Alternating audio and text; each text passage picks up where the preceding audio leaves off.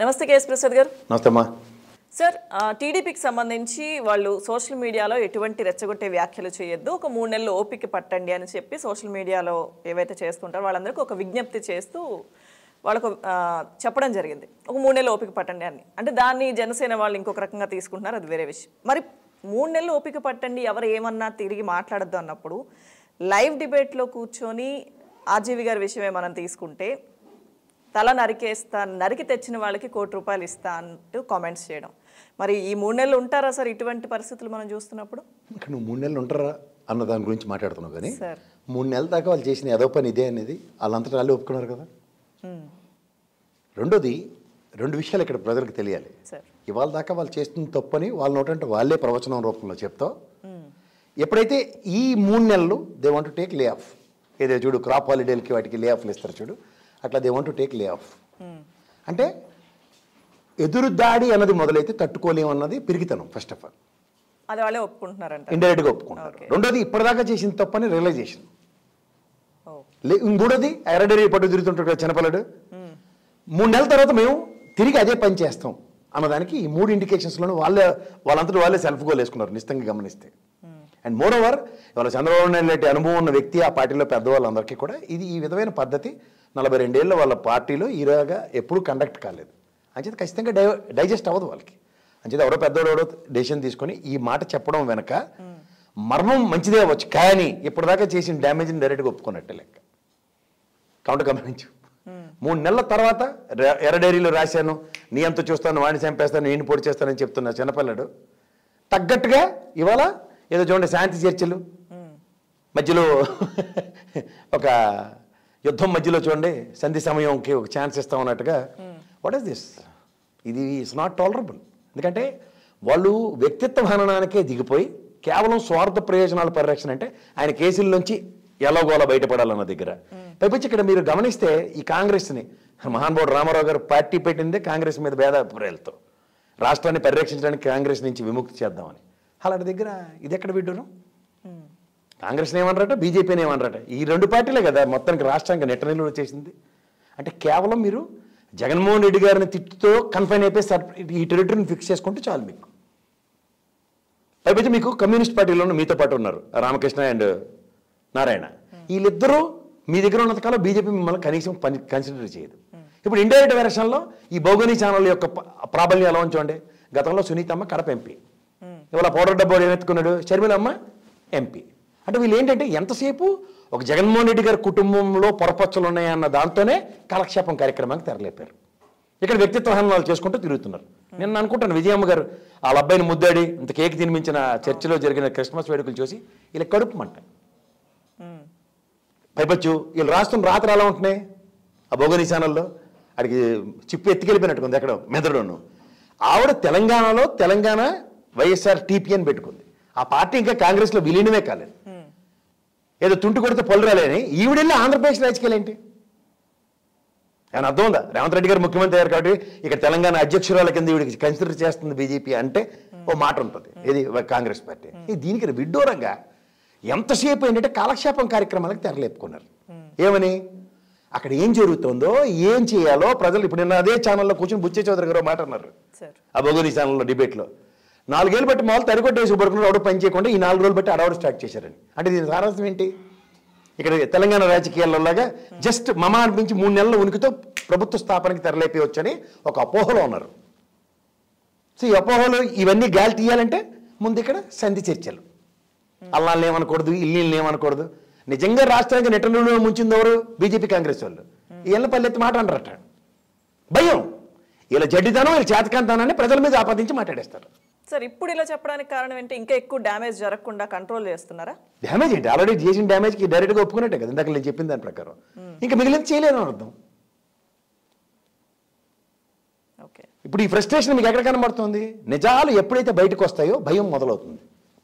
అదే కదా ఆల్రెడీ చూడు, అరెస్ట్ చేస్తారు అన్న దగ్గర అరెస్ట్ చేసిన తర్వాత బెయిల్ కూడా వేసుకోలేని నిస్సహాయ స్థితికి పోయారు వాళ్ళు చంద్రబాబు గారి దగ్గర. ఇక్కడికి వచ్చాక నేను నా ఛానల్లో ఒక అతను ఫ్రస్ట్రేషన్ ప్రదర్శిస్తున్నాడు, ఆ కొలిపూడి శ్రీనివాసరావు గారు. ఆయనకి నాకు వ్యక్తిగతంగా ఏమీ లేదు, కానీ ఒక విషయం మాత్రం చెప్పగలను. సమాజంలో కోడ్ ఆఫ్ కండక్ట్ ఉంటుంది. నీకు నచ్చితే చేయి, నచ్చకపోతే మూసుకుని కూర్చో. ఇప్పుడు ఉదాహరణకు పిచ్చోడు కర్ర పట్టుకుని తిరుగుతూ ఉంటాడమ్మా, మనం ఏం చెప్పింది సమాజం పక్క తప్పుకుని వెళ్ళమంది. అందుకని 10 మంది మనం ఉన్నామని చెప్పి ఆయన మీద కలిబడిపోయి కొట్టమని ఎవరని చెప్పారా? సమాజ హితంగా నీ ప్రాస్పెక్టులో నీ ఛానల్లో కూర్చుని నువ్వు భజనకు అలవాటు పడ్డావు. నీవు వాళ్ళ ప్రాపకం కోసం వాళ్ళ మన్నల కోసం ఏం చేస్తున్నావు ఇక్కడ? మనం అనౌన్స్ చేసుకున్నావు కదా, తాడేపల్లి నాదే, దిస్ ఈజ్ మై ఆనరో యువర్ ఆనరో అని చెప్పారు ఆయన. సో అక్కడెక్కడైతే దానికోసం ప్రసన్నం చేసుకోవడానికి ఆ ఛానల్లో ఆయన చేస్తున్న విపరీత ధోరణి, కులాలని అందరినీ రెచ్చగొట్టేస్తున్నాడు. పైపచ్చి ఎవరో తలనరికి తీసుకొస్తే వాళ్ళకి కుట్రపరిస్తారంట. అదే సార్, ఈ స్థాయిలో అవసరమా అని ఫ్రస్ట్రేషన్. అక్కడ లోపల ఏముందో తెలియదు.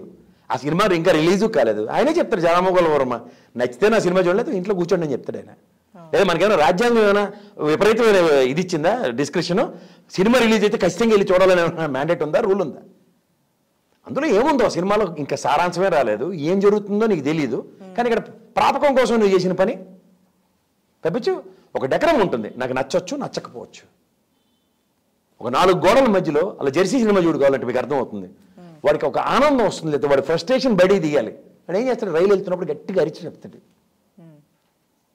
That is a way, that is not call venting out అంటారు. కానీ ఇక్కడ లోపల కడుపు మంట, చేతకాంతనం, ఒక నిస్సహాయత. ఈ ప్రభుత్వం చేస్తున్న పనులు డైజెస్ట్ కాక ఆల్రెడీ ఎసిడిటీ ఉంది అందరికీ, ఆ భోగనిశాన్లోకి, ఆ పౌడర్ డబ్బాడికి. ఇక్కడ ఈ దాని నుంచి విపరీతాన్ని ప్రజలకి ఎలాగోలా బొంబాటు చేద్దామంటే నీ స్పెక్టేటర్స్ నీ దగ్గరే ఉన్నారు. నీ పరిణితి చెందని పరిమితంగా ఉన్న వ్యక్తి స్పెక్టేటర్స్ని ప్రసన్నం చేసుకోవడానికి ఆ డైలీ సీరియల్ చేస్తున్నాం. గతంలో ఆ విష్ణువర్ధన్ రెడ్డిని మెట్టితో కొట్టిండు ఛానల్ డిబేట్ మధ్యలో. ఆ మెట్టితో కొట్టిన డిబేట్లో శిక్ష వరకు పడింది విష్ణువర్ధన్ రెడ్డికి పడి ఇంట్లో కూర్చోబెట్టారు డిబేట్లు పిలవకుండా. బట్ వీళ్ళు హ్యాపీగా కంటిన్యూ అవుతున్నారు. అంటే this are all designed derived programmes. మీకు ఇంకో మాట చెప్తా, ఆ మోడరేటర్ ముందే మాట్లాడుతూ ఏం మాట్లాడాడు?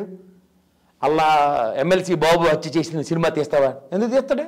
నీ దగ్గర రాఘవేంద్రరావు, మురళీమోహన్ ఇలాంటి వాళ్ళు అందరూ ఉన్నారు కదా, పిలిచి వాళ్ళతో సినిమాలు తీయించు. నీ భజన బ్యాచ్ ఉంది కదా, పిలిచి సినిమాలు తీయించు. ఎవడన్నా అడ్డు చెప్పాడా? నా ఇచ్చినోడ సినిమా చూస్తలేదు, మిగిలినోడు మూసుకుని ఇంట్లో కూర్చుంటుండే. అవునంటో కదా, నీకు ఆ ఫెసిలిటీ ఉందా లేదా? ఇన్ని ఉంటుండగా ఏంటంటే కడుపు మంట. ఇన్ని జరుగుతున్నా ఈయన సినిమా తీయడానికి ఎవరు రాకపోయేసరి కల్లా వాళ్ళు వినియోగించుకోవడం రాక ఇక్కడ సద్వినియోగపడుతూ పనిచేస్తున్నాడు అంటే కడుపు మంట. ఎందుకు? ఈ రీసెంట్ పాస్ట్లో జనాలకి చాలా మందికి మతిమరుపు ఉంటుంది అనుకుంటారు. మతిమరుపుతో అన్నీ మర్చిపోవచ్చు అన్న దగ్గర రాజకీయ కాలక్షేపాలు జరుగుతున్నాయి ఇప్పుడు.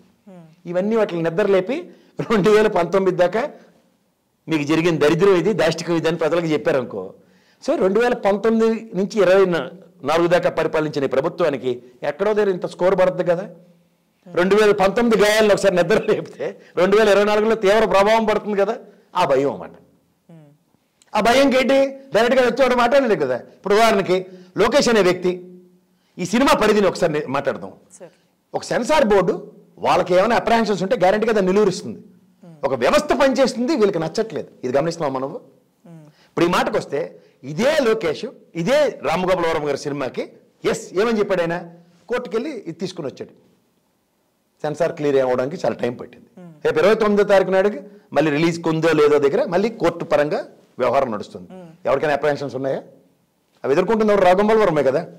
అంతేకాని లొకేషన్ చంపేయాలి, పొడి చేయాలని ఏమైనా మాట్లాడాడు ఎక్కడైనా ఎవడన్నా?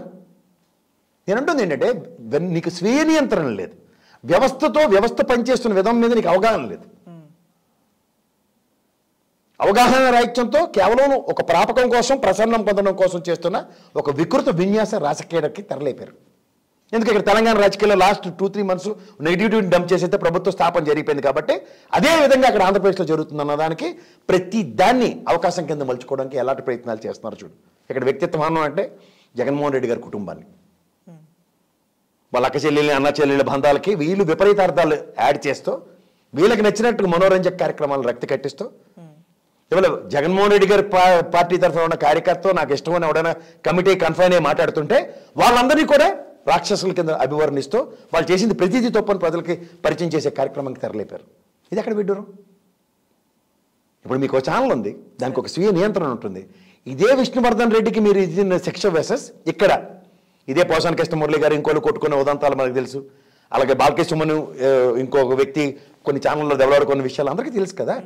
కానీ ఒక ఛానల్ ఒక డెకరం మెయింటైన్ చేయాలి కదా, డిస్క్లైమర్ వేయాలి కదా, ఆపాలి కదా, డిబేట్లో ఏం మాట్లాడుతున్నావు ఇక్కడతో ఆగాలని చెప్పాలి కదా. అంటే మాటలు వెనక్కి తీసుకోమని చెప్పినా కానీ ఆయన మళ్ళీ అదే రిపీట్ చేస్తున్నారు. అప్పుడు ఏం చేయాలి?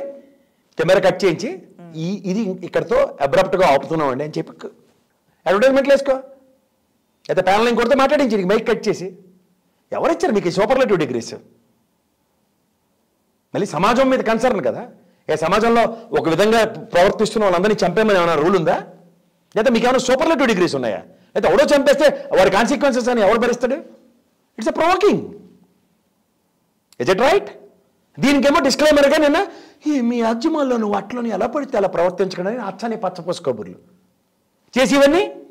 సార్ ఒక సినిమాకి ఇంత ప్రభావితం అవుతారని వాళ్ళు అనుకుంటున్నారు. భయం నిజం అన్నది ఎక్కడైనా డెలిబరేషన్ ఉంటుందేమో టెన్షన్ పడేసి వస్తున్నారు. మీరు ఇది గమనించమ్మా, ఆ సినిమా ఇంకా ఏమీ లేదు, ఆల్లే సూర్య కొడుకు పేరు సోమలింగం అన్నట్టు ఆ సినిమా ఇంకా రిలీజే కాలే. గత అనుభవాలతో చూసుకుంటే వర్మ గారు తీసిన సినిమాలని measurable failures as for biopics. Election టైంలో ఇలా రిలీజ్ చేశారు, ఆ ప్రభావం పడింది అని చెప్పి గతంలో అనుకున్నారు కదా సార్ 2019లో. రంగా గారు సినిమా తీశారు, ఓకే, అలా పరిటాల గారి మీద సినిమాలు తీశారు. అవన్నీ ఏం ప్రభావాలు చూపించాయి? ఎవడమ్మా సినిమాలు చూసి మోసపోయేది? సార్ అయితే ఇప్పుడు వాళ్ళు చెప్తుంది నేను చెప్తాను సార్. వాళ్ళు అనుకుంటుంది ఏంటి అంటే చంద్రబాబుని కానీ పవన్ కళ్యాణ్ని కానీ వాళ్ళిద్దరి మధ్య ఏదో ఒక ఒప్పందాలు ఉన్నట్టు, చంద్రబాబు వ్యక్తిత్వాన్ని ఇది చేసేలాగా చూపించారు, అది మాకు ఇబ్బందికరంగా ఉంది, ఒక ఉద్దేశంతోనే ఈ సినిమా తీశారు, దురుద్దేశంతోనే అన్నట్టు వాళ్ళు చెప్తున్న అభ్యంతరాలు అవి. మరి సెన్సార్ బోర్డు ఏమైనా బరిలు కాస్తుంది అక్కడ కూర్చుని? సెన్సార్ బోర్డు ఇవన్నీ చూసి ఈ అప్రహెన్షన్స్ గౌరవ న్యాయస్థానం కూడా ఇచ్చిన రూలింగ్ ఒకటి ఉంది కదా దాని మీద, అవి ఓవర్కమ్ చేసి కదా సెన్సార్ బోర్డు సర్టిఫికేట్ ఇచ్చింది. ఇప్పుడు ఒక వ్యక్తి యొక్క వ్యక్తిత్వ హననం, ఇప్పుడు గాంధీ మహాత్ముడు ఉన్నాడమ్మా, వీళ్ళతో కంపేర్ చేసుకుంటే గోపమే కొట్టగానే మన అందరినీ ప్రొవోక్ చేయలే కదా.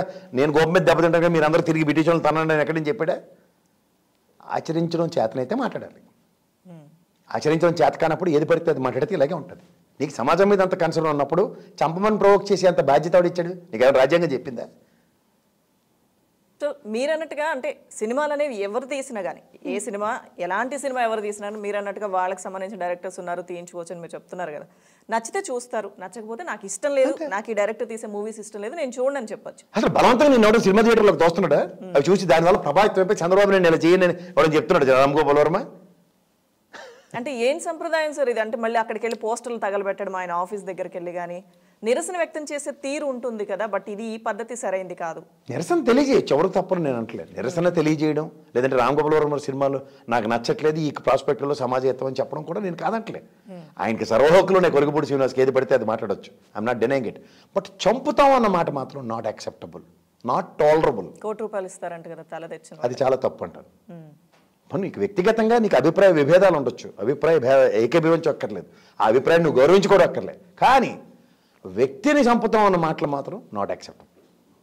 విభేదించి ఎవరు తప్పు పట్టట్లే, you have every right to deny that. నాకు నచ్చలేదని చెప్పు, ఎవరు కాదను.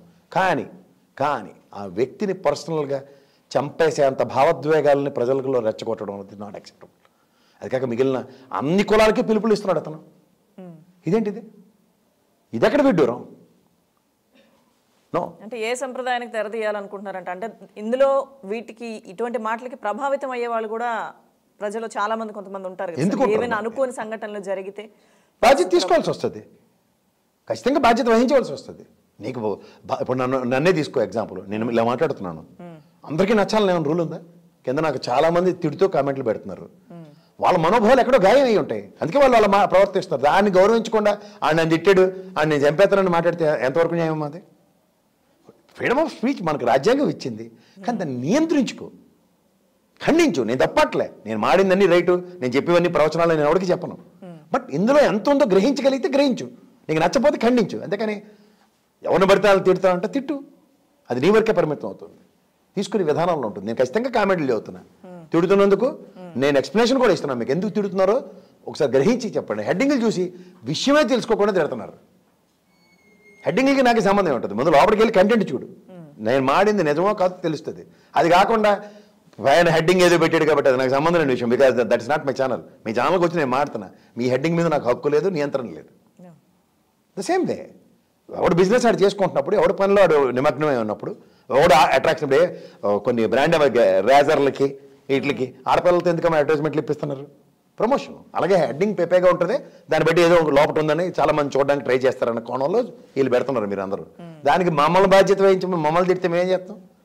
విషయంలో తప్పు ఉంటే దానికి నేను క్లారిఫికేషన్ ఇవ్వడానికి సిద్ధంగా ఉన్నా. ఇది ఎవరికైనా వర్తిస్తుంది. ఇన్ ద సేమ్ సినారియో నిన్న ఆయన ఒక స్థాయి కలిగిన వ్యక్తి కింద అభివర్ణించబడుతున్న ఈ తరుణంలో ఆ ఛానల్లో రోజు నిల విద్వాంసుల వాద్యంలో వాయిస్తున్న దగ్గర వీళ్ళకి నచ్చిన భావావేశాలు. ఇప్పుడు ఎవరన్నా ప్రొడ్యూసర్లు నేను ఇందాక చెప్పినట్టు తెచ్చుకుని సినిమాలు చేయి.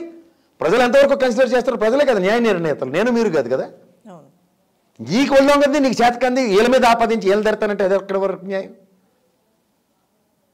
నీకు అభిమానులు ఉండాలట, అవతలకి ఉండకూడదంట. ఆ అభిమానుడు ప్రభావితం అవ్వాలంటే ఆవారు అవతల ప్రభావితం అవ్వకూడదట. ఇది చాలా హాస్యాస్పదంగా లేదు? సార్ అయితే ప్రజలంతా డిసైడ్ అయిపోయారు ఇటువంటి మాటలన్నీ చెప్తూ ఉన్నప్పుడు ఒక సినిమా కోసం ఇంత ఎందుకు సార్? ఎందుకంటే ఇది అంతా ఈ కాంట్రవర్సీ అంతా సినిమా చుట్టూనే కదా తిరుగుతుంది, దీనివల్లే కదా ఇటువంటి వ్యాఖ్యలు కానీ ఇవన్నీ. ఖచ్చితంగా. సో మరి ప్రజలు డిసైడ్ అయిపోయినప్పుడు ఒక సినిమా ఏం చేస్తుంది సార్? అదే అలా బాధ. ప్రభావం అన్నది ఇందాక అన్నావు కదమ్మా, ప్రభావం చూపించేస్తుందేమో అని యాంగ్జైటీలో ఉన్నారు. యాంగ్జైటీ లీడ్స్ టు ఫ్రస్ట్రేషన్, అంతే. ఆ ఫ్రస్ట్రేట్ అయి ఉన్నారు. సో ఫైనల్లీ ఇటువంటి కామెంట్స్ ఎవరు చేసినా ఎక్కడ చేసినా అది తప్పు. దీని మీద ఏం చెప్తారు సార్? ఖచ్చితంగా తప్పనే చెప్తా. ఇది నాట్ యాక్సెప్టబుల్. విభేదించు, ఖండించు, నాకు నచ్చలేదని చెప్పు, తప్పులేదు. కానీ నీకు నచ్చలేదు కాబట్టి ఆయన చంపేస్తానన్నా మాత్రం చాలా తప్పు. ఇది నాట్ యాక్సెప్టబుల్.